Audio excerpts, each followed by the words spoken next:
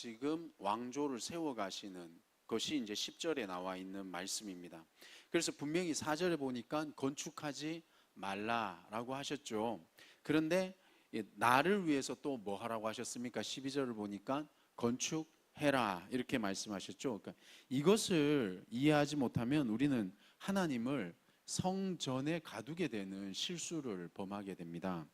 사람은 하나님을 성전에 계신 분으로 가두려고 하는 그런 모습이 좀 있습니다. 그러나 하나님은 성전에 계신 분이 아니시죠. 그런데 하나님은 그 성전과 다윗의 왕위를 통해서 하나님의 통치하심을 드러내 보이셨죠. 이것을 이해하셔야 되는 겁니다. 눈에 보이는 것에 가둬지는 게 아니라 하나님은 눈에 보이는 것을 통해서 통치를 드러내시는 겁니다. 근데 저희는 그것을 좀 오해할 수가 있습니다. 이게 여담인데 하나님의 엄청난 이 자존감을 볼 수 있지 않습니까? 그게 뭡니까? 예를 들어서 여기 다 부자신 줄로 믿습니다. 근데 제가 막 한 100억 있습니다. 근데 한 10억 있는 사람이 저한테 와가지고 돈 좀 줄까? 그러면 그거 받아야 됩니다. 맞다. 준다면 받아. 제가 생각이 짧았습니다, 권사님. 제가 맞아요. 준다면 받아야 되네요. 그 생각을 못했네. 요 예화는 적절치 않아서 안 하도록 하겠습니다. 근데 하나님이 이 성전을 받고 기뻐하시겠냐는 겁니다. 그게 아니죠. 내가 언제 광야에 너희들한테 집 지으라고 한 적 있느냐. 그게 그 말씀인 겁니다. 하나님 거기에 가둬지시는 분이 아니라는 거죠. 근데 사무엘하 지금 오늘 역대상 17장의 내용이요, 사무엘하 7장 내용하고 결이 같습니다. 그런데 내용이 좀 다릅니다. 빠진 게 있고 뭐 추가된 게 있고 그렇거든요. 그래서 사무엘하 7장하고 같이 보시면 되는데, 이 7장에서 사울과 지금 역대상 17장에 지금 다윗을 한번 이렇게 비교해 보시면 또 재밌습니다. 사울은 불순종했죠. 그런데 다윗은 순종했다라고 저희가 그 두 말씀을 비교해 보면서 단순하게 결정 내릴 부분이 아닙니다. 사울과 다윗의 차이점은 뭐냐? 순종했다, 안 순종했다 이렇게 하면 초등학생들의 질문하고 똑같아지게 됩니다. 저희 아들이 저한테 그런 얘기합니다. 하나님 아버지 바뀌었네요. 아버지, 아빠, 하나님은 다 하신다면서 왜 우리한테 시험을 주십니까? 이런 이제 수준이 되는 겁니다. 순종했냐 안 했냐 이런 구원받는 쪽으로 가게 되면 저희가 조금 오해할 부분이 생기는데, 오늘 그게 대목이 좀 이 신비스러운 은혜스러운 대목이 바로 오늘 17장의 내용인 겁니다. 여호와께서 지금 사울과 다윗의 차이점이 뭐냐면, 다윗의 후계자에게 자신의 인자, 그러니까 13절에 나와 있죠, 헤세드라고 말씀드린 인자를 거두시지 않겠다, 은혜를 거두시지 않겠다. 다시 표현되면 인자라는 것은 언약을 말하는 거거든요. 하나님께서 언약을 베푸시고 거두시지 않겠다고 하나님이 지금 약속하고 계신 겁니다. 그래서 이 헤세드는 하나님의 언약에 기초한 것이기 때문에 변함이 없는 거죠. 사랑이 없는 겁니다. 만일에 우리의 순종함에 기초를 해서 구원을 받는다라고 하면, 우리가 불순종하면 어떻게 됩니까? 구원을 못 받게 되는 거죠. 그래서 저희가 예수를 영접하고 난 이후에 하나님의 은혜 안에 들어가고 난 상태에서는요, 우리가 하나님의 은혜 안에 거하는 것에 대해서 관심을 가지셔야 되는 거지, 아이고 오늘 아침에 눈 뜨면 기분 좋으면은 하나님의 구원 받았고 저녁 때서 기분 나쁘면 구원 못 받았고, 이게 아니라는 겁니다. 이게 이제 헤세드, 하나님의 언약에 대한 오해인 거죠. 하나님은 변하시지 않습니다. 믿으시면 아멘이십니다. 결코 이 다윗의 후계자에게 죄가 없었기 때문에 이 언약을 주신 게 아니라는 겁니다. 그래서 이 모든 일의 주권이 여호와께 있다라는 것을 깨닫는 것이 지금 오늘 본문이 말씀해 주고 계시는 겁니다. 우리가 할 수 있는 것은 첫째로 뭐냐? 16절 한번 보시겠습니까? 이 16절 다윗의 고백이 뭐냐? 주제 파악인 겁니다. 우리가 오직 해야 되는 것은 지금 우리의 상태가 어떤 것인가에 대한 고백이 16절이고, 둘째는 뭐냐? 16절에서 22절의 내용입니다. 우리가 할 수 있는 것은요, 감사와 기도가 전부인 것이죠. 하나님을 향한 의심이 아니라, 하나님 우리를 심판하려고 만드셨냐라는 의심이 아니라, 우리의 존재에 대한 이 통탄함이고, 그 다음 그럼에도 불구하고 하나님이 우리를 향한 언약을 거두시지 않는 그 감사와 기도가 우리가 드려야 되는 부분입니다. 그리고 셋째는 뭐냐? 하나님께서 그 언약을 거두시지 마시길 간구하는 게 바로 22절의 기도인 겁니다. 이 22절을 오해하시면 어떻게 되겠습니까? 다윗이 나의 하나님이 세우신 그 왕권을 지속시켜 달라라는 기도로 가게 되는 거죠. 그게 아닙니다. 하나님의 그 언약, 그렇죠? 그게 시편에 묻어 있거든요. 끊임없이 시편에 다윗이 고백하는 내용이 뭡니까? 주의 그 구원을 거두지 말아 달라는 거죠. 그것은 아둥바둥하는 모습이 아닙니다. 하나님의 은혜에 우리의 삶을 의탁하는 모습이 바로 그 23절이 지금 고백하고 있는 겁니다.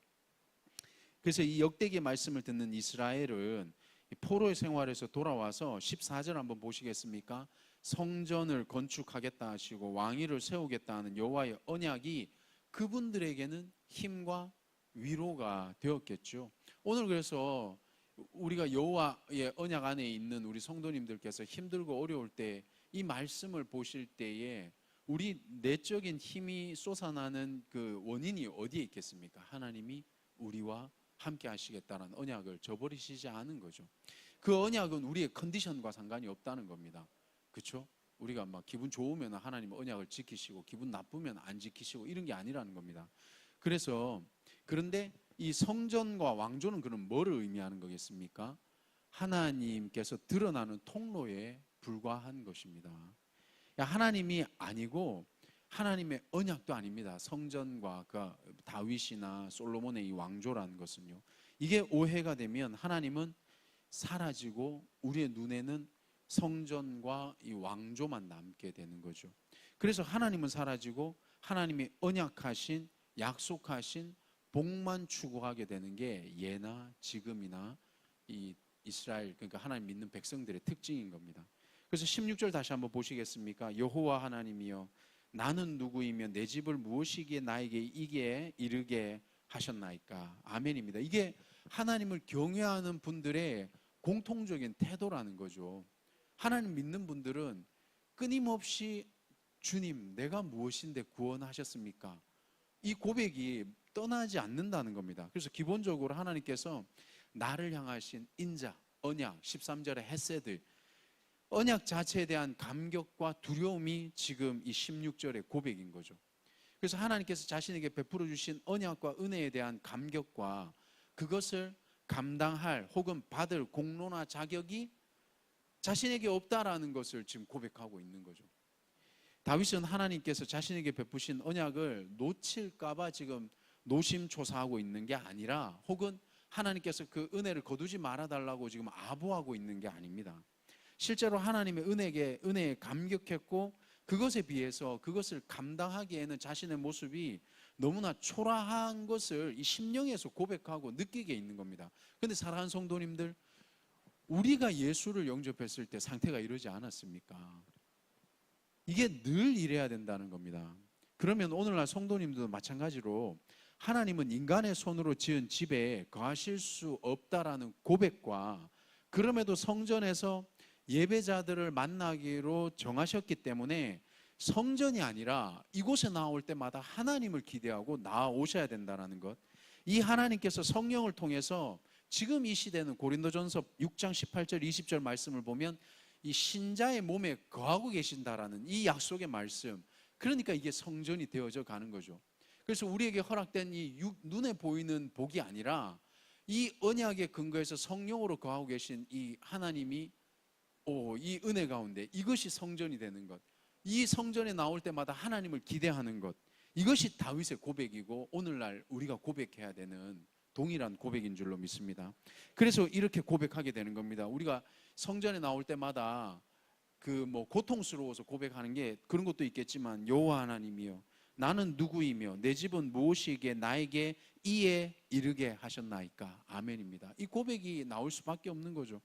하나님께서 주신 복이 사라질까 봐 걱정하는 신앙이 아니라, 하나님이 주시는 복에 얽매여 있는 신앙이 아니라, 이 언약을 베풀어 주시는 혹은 복을 베풀어 주시는 하나님 자체를 신앙하는 신앙인들이 바로 성령이 거하시는 성전이 된 신자들의 자세여야 된다라는 게 오늘의 말씀인 줄로 믿습니다. 이것을 오해하면 우리의 마음은 변질되지만 그것을 눈치채지 못하는 상태가 되는 겁니다. 그게 예레미야 7장 1절에서 11절 말씀인데 한번 들어보시겠습니까? 이렇게 되는 겁니다.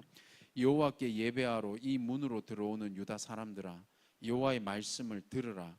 너희의 길과 행위를 바르게 하라. 그리하면 내가 너희로 이곳에 살게 하리라. 너희는 이것이 여호와의 성전이라, 여호와의 성전이라, 여호와의 성전이라 하는 거짓말을 믿지 말라. 너희가 만일 길과 행위를 참으로 바르게 하여 이웃들 사이에 정의를 행하며 이방인과 고아와 과부를 압제하지 아니하며 무죄한 자의 피를 이곳에서 흘리지 아니하며 내가 너희를 이곳에 살게 하리니 곧 너희 조상에게 영원토록 준 땅이니라. 보라, 너희가 무익한 거짓말을 의존하는도다. 너희가 도둑질하며 살인하며 간음하며 거짓 맹세하며 바알에게 분향하며 너희가 알지 못하는 다른 신들을 따르면서 내 이름으로 일컬음을 받는 이 집에 들어와서 내 앞에 서서 말하기를 우리가 구원을 얻었나이다 하느냐. 이는 이 모든 가증한 일을 행하려 함이로다. 내 이름을 일컬음을 받는 이 집이 너희 눈에는 도둑의 소굴로 보이느냐? 보라, 나 곧 내가 그것을 보았노라. 여호와의 말씀이니라. 하나님은 성전을 원하시지 않습니다. 그러나 하나님은 성전을 통해 당신의 언약을 보여주신 겁니다. 성전을 예배하면 하나님을 신앙할 수가 없습니다. 하나님이 베푸신 언약을 추구하면 동일하게 하나님을 신앙할 수가 없게 되는 겁니다. 하나님이 베푸신 은혜만 간구하면 또 하나님을 신앙할 수 없게 되는 겁니다. 어디에도 갇히실 수 없는 그분이 우리와 언약을 맺으시고 지금 이 공간을 통해서 우리에게 통치를 보여주시고 죄 많고 허울 뿐인 우리의 육신 속에 성령으로 거하셔서 통치를 이루어가고 계신 그분이 하나님이신 줄로 믿습니다. 오늘 하루도 어디에도 제한받지 않으시는 그분이 우리와 언약을 맺으시고 이 얼마나 감격입니까? 우리를 통치하시고 계심에 감사하시면서 동시에 두렵고 떨림으로 구원을 이루어 가시는 날이 되시길 우리 주님의 이름으로 축원드립니다. 기도하시겠습니다.